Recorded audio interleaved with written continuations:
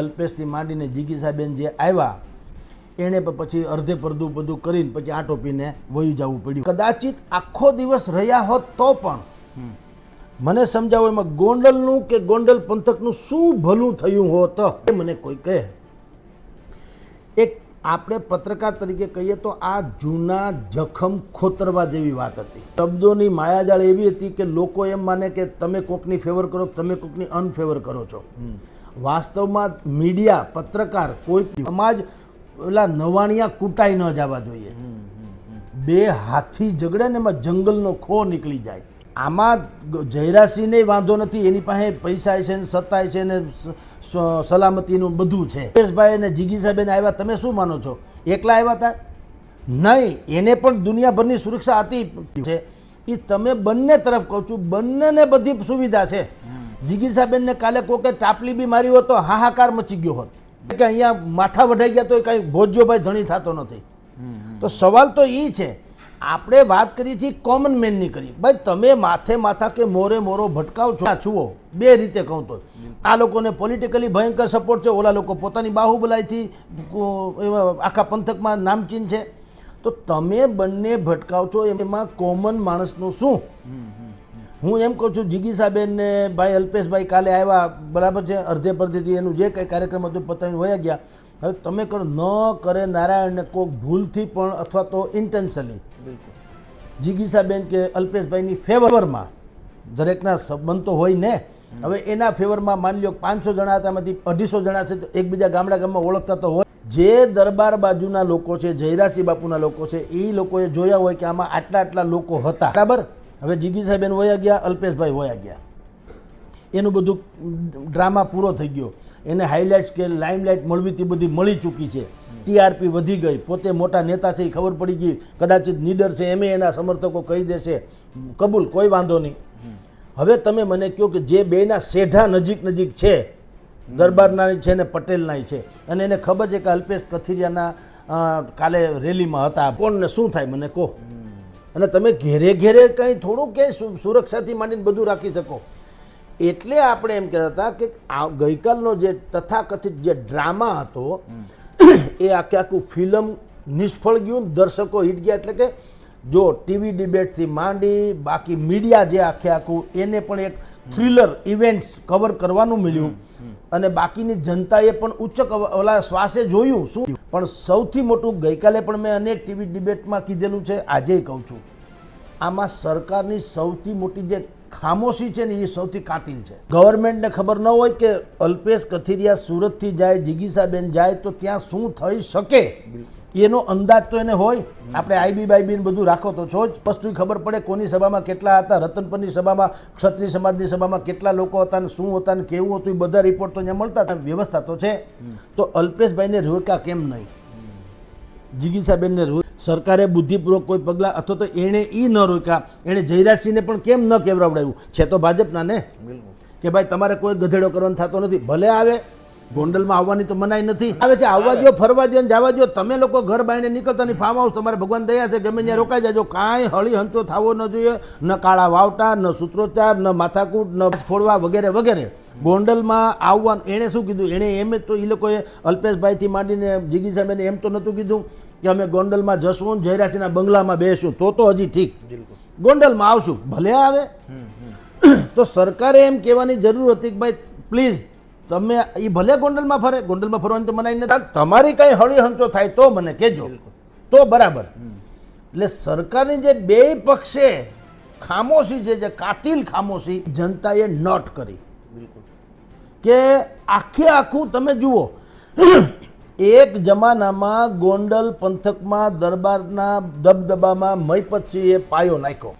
મહિપતસિંહના દબદબાને ટાળવા ભારતીય જનતા પાર્ટીએ જયરાસિંહ બાપુને ઊભા કર્યા. હવે સ્થિતિ કેવી થઈ? તે દિવસે દરબાર, પછી આહિર સમાજ, ભરવાડ સમાજ અને એટ્રોસિટી એટલે દલિત સમાજ, આ બધાનું બહુ છાપાઓમાં આવતું. સાચું ખોટું રામ જાણે, પણ અતિશયોક્તિ થતી હતી. એટલે જે તે સમયના અખબારો હજી છે, અત્યંત ફરિયાદો થતી, સાંજ પડે એટ્રોસિટીના કેસ કરી નાખે 50 હો, એટલે આ લોકો મૂંઝાઈ જતા પાટીદાર સમાજ. કેશુભાઈના વખતમાં એ લોકોએ રજૂઆત કરી કે ભાઈ અહીંયા એક તો આ ત્રાસ છે, અહીંયા રીબડામાં જે કે એમ જ થાય એમ છે, એના સિવાય કંઈ થતું નથી. બાકીના મેં તમને કીધું એના પણ સમથિંગ બહુ બધા ઘર્ષણની વાતો આવતી. એટલે કેશુભાઈની સરકાર વખતે એણે જયરાજસિંહ ટેમુભા જાડેજાને સામે મોરે મોરો ભટકાવવા. હવે તમે કલ્પના કરો કે કેશુભાઈ ભાજપના પીડિત જે તે સમયે હતા, એ પણ ભાજપના સમર્થકો હતા, તો જ કેશુભાઈ વાત માની હોય ને. પીડિત એ ભાજપના, હવે જેની સામે પાછા ભાજપના, અને જે લોકો એને પડકાર ફેંકે છે એ અલ્પેશભાઈને, એ પણ ભાજપના. જે લોકો શિથિલ છે તંત્ર, તો એ ભાજપનું. એટલે આ ભલામણા આખા તમારા ગજિયો તમારા ઘરનો છે, તો ગામ ગધેડો છે ના કરો, બધું જ ભાજપનું છે. કોઈ કોંગ્રેસ, આમ આદમી પાર્ટી કે પાકિસ્તાન હોય તો ઠીક છે. એટલે તમારા ને તમારા ઘરનો ઝઘડો, તમારી સરકાર, તમારી અહીંયા તળિયાથી નળિયા સુધી, રાજ્ય સરકારથી માંડીને ડબલ એન્જિન કયો છો, તો તમને બધાને ખબર છે કે ભારતીય જનતા પાર્ટીનો આ ઘરનો ઝઘડો. કોંગ્રેસે કાલ બરાબર મનહરભાઈ પટેલના પ્રવક્તા તેણે કીધું કે આ ઘરનો ઘોરો, જનતાની તો વાત જ જવા દો. અને હું હંમેશા કહું છું સાહેબ, જેટલું રાજકારણને સમજતા આપણે નાદાનિયતમાં ખપીશું, એટલી પ્રજાએ નુકસાની ભોગવવાની થશે. આ કોઈના થતા નથી હોતા. એટલે અડવાણી જેવા અડવાણીને પણ જો માર્ગદર્શક મંડળમાં મૂકી દેવાતા હોય, જેને કારણે ભાજપ અત્યારે દિલ્હીમાં હાંડ થઈને બેઠું, અડવાણીને લૂઈને ફેંકી દીધા આપણી ભાષામાં કહો તો તમારું ને મારું શું તળું થાય? કોને ન્યાય અપાવી શકે? અને તમે શું બંધારણીય કોઈ હોદ્દા ઉપર છો? ન્યાય એટલે શું ન્યાય? અને તમે ન્યાય અપાવો તો તમારી જ સરકાર છે, તમારા ધારાસભ્યો, તમારા સંસદ સભ્યો. ગોંડલ પંથકના ધારાસભ્ય ભાજપના, એના સંસદ સભ્ય ભાજપના, એ સંસદ સભ્ય મિનિસ્ટરશ્રી ભાજપના, રાજ્યમાં સરકાર ભાજપની, કેન્દ્રમાં સરકાર ભાજપની, ધારાસભ્યો મોટા મોટા ભાજપના, સંસદ સભ્યો બધા 26માંથી 25 તો ભાજપના. એટલે તમારું ને તમારું છે ને પાછા તમે ફરિયાદ કરો તો ડોક્ટર એમ કે મને બીમારી છે તો હજ થઈ ગઈ, તો કેવું કહેવાય? કોઈક બીજા હોય તો હજી ઠીક, તમારા ને તમારા બધાય. એટલે આ જે આખું પોલિટિકલી ડ્રામા થયો, એ તમારા પ્રશ્નનો જવાબ એ છે, ગોંડલની જનતાએ બુદ્ધિપૂર્વક, જનતા એટલે આજે જેને મેનિપ્યુલેટ કરવામાં આવ્યા હતા એ નહીં, 10-12 હજાર રોડ ઉપર જોવા મળ્યા કે અલ્પેશભાઈની સાથે જોવા મળ્યા, એ જવા દે, તો બધું હાલતું તો હવના ત્રેવડ પ્રમાણે હવે કર્યું.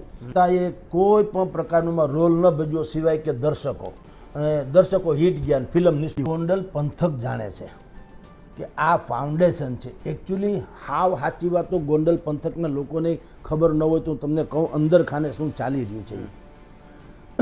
જો ભારતીય જનતા પાર્ટીના તથાકથિત નેતાઓને અત્યારે ગોંડલ વહાલું લાગવા માંડ્યું, કારણ શું છે? એને અલ્પેશ ઢોલેરિયા દવલો લાગવા માંડ્યો છે.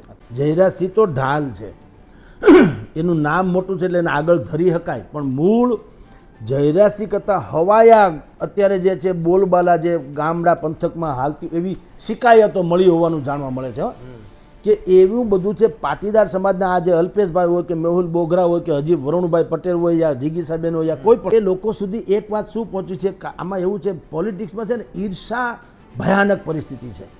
તમે જોજો, હું ને તમે, આપણે ટાટા બિરલા કે અદાણી કે અંબાણી એની ઈર્ષા નહીં કરીએ. એ હોનાનો મહેલ બનાવશે તો આપણે ગાય જેવા થઈને જોઈ રહું, પણ તમે એક હારો બુસ્કટ પહેર્યો તો સહન નહીં થાય. શું કામ? હું તમને પટેલ સમાજમાં એવું થયું કે ભલે બીજું બધું ઠીક, આજે કંઈ જયરાજસિંહ ગઈકાલથી જ ફાટીને ધુવાડે ગયા એવું છે કે ભાઈ આ બુધવારથી જયરાજસિંહ પોત પ્રકાશ્યું, એટલે 30 વર્ષથી હાંડ થઈને ફરે, બધાને ખબર છે. અત્યારે તમને હું કામ ખૂચ્યું? કારણ કે 2-5 દી પહેલાં જે સુલતાનપુરની સભામાં ભાઈ બોલી ગયા અલ્પેશ ઢોલરિયા, ગણેશ, જે વાતને લઈને અત્યારે અલ્પેશભાઈ કથિરિયા ને જીગીસાબેન ને મેહુલ બોગરા ને વરુણ પટેલથી માંડીને બધા જ લોકો કહે છે, એ વાત એ જ શબ્દમાં સ્વયં જયરાજસિંહે રીબડાની સભામાં, પાટીદારોની સભામાં કીધેલી હતી ચૂંટણી. તો તે દિવસે કેમ આ લોકો ન નીકળ્યા? હાલો, તે દિવસે કેમ એમ ન કીધું કે ભાઈ ભાજપની પાર્લામેન્ટરી બોર્ડ નક્કી કરશે કે કોને ટિકિટ આપી? જયરાજસિંહ કઈ રીતે દાવો કરી શકે કે મારા પરિવાર સિવાય કોઈ? તેથી કેમ ન બોલ્યા? થઈ અને આ જ વાત એને કરેલી. તે દિવસે કોઈ બોલ્યું નહીં. તમે જો, મેં તમને આગળ કીધું ને, ઈર્ષા આપણાની જ થાય. એ જ વાત અલ્પેશ ઢોલરિયા બોલ્યા એટલે મેર્યા. જયરાજસિંહ બોલે તો વાંધો નથી. જયરાજસિંહ બોલ્યા છે રીબડામાં, જગ જાહેર છે, વિડીયોમાં છે, તમે જોઈ શકો છો. એણે કીધું કે કોઈને લાળ ટપકતી હોય તો ભૂલી જાજો, અત્યારે અમે છીએ ને અને પછી મારા પછી મારો છોકરો છે, અહીંયા કોઈએ ઉતરવાનું થતું નથી આગામી 25-50 વર્ષ દાખલા તરીકે. એ જે કાંઈ બોલે ને વિડીયો તો છે. તો આ બધા જે અત્યારે છાતીઓ કાઢીને નીકળ્યા ગોંડલમાં, તેદી ક્યાં ગયા હતા? તેથી એણે કેવું જ જોઈએ ને કે ભાઈ એ જયરાજસિંહ બાપુ તમારી ત્રેવડ નથી, તમે આ તો પાર્લામેન્ટરી બોર્ડ નક્કી કર્યું. હવે બોલ્યા શું કામ? તમને ગમ્યું હું નહીં, અલ્પેશ ઢોલરિયા શું કામ બોલે? વહુથી કેમ ના પડાય? હા હું એ કીધું લોટ નથી દેવો છે. અલ્પેશ કેમ બોલ્યો? કારણ કે અલ્પેશ બોલ્યો એટલે શું થાય છે, આ જે લોકો દાજી ગયા એને એમ છે, એક તો અલ્પેશ બોલ્યો એટલે એ તો જયરાજસિંહને તો વાલું લાગવાનું જ. અલ્પેશને આ લોકો હવાયો ગણેશ ગણે છે, એ લોકો કે આ તો હવાયો ગણેશ છે એમ. અને એ ઓલા અલ્પેશભાઈએ જાહેરમાં પાછું કીધું કે આ જયરાજસિંહ બાપુ અમારા બાપ જેવા છે. આવી બધી વાત છે એટલે આ લોકોને ખૂંચું હું કે ભાઈ હો વાતની એક વાર જયરાજસિંહનો દબદબો જે હોય તે, પણ કાલ સવારે પાટીદારોનું નિર્ણય કરવાનું કંઈ આવે તો અલ્પેશ જ હાંડ છે ગમતું. એટલે તમે લોકો અહીંયા ગોંડલની પ્રજાને ન્યાય કોઈ અપાવવા ભોજોભાઈ નીકળ્યો નથી. અંદર ખાને જે હોય તે. પણ હું એક વસ્તુ કહું, હું અહીંયા બીડી પીતો ને મારા બાપુજી ના ન પાડે એટલે એની સહમતિ ગણાય કે નહીં? હાલો કમસે કમ ટક્કર તો કરવી જોઈએ ને ભાઈ, તારાથી બીડી ન પીવાય. બ્રાહ્મણ છોડો પણ કમસે કમ વ્યસન છે ન પાડે એનો અર્થ એમ છે ને એ કંઈક ભલે પીવે. જીગીસાબેન આ ખોડલધામ છે આખું, એ ધાર્મિક એ ટ્રસ્ટ અલગ છે, આપણે પોલિટિક્સમાં એને બીજી રીતે ન નાખીએ.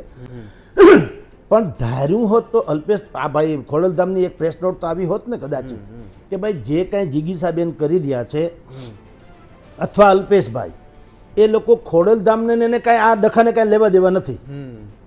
એ એનું પોલિટિકલી છે, વ્યક્તિગત માણસ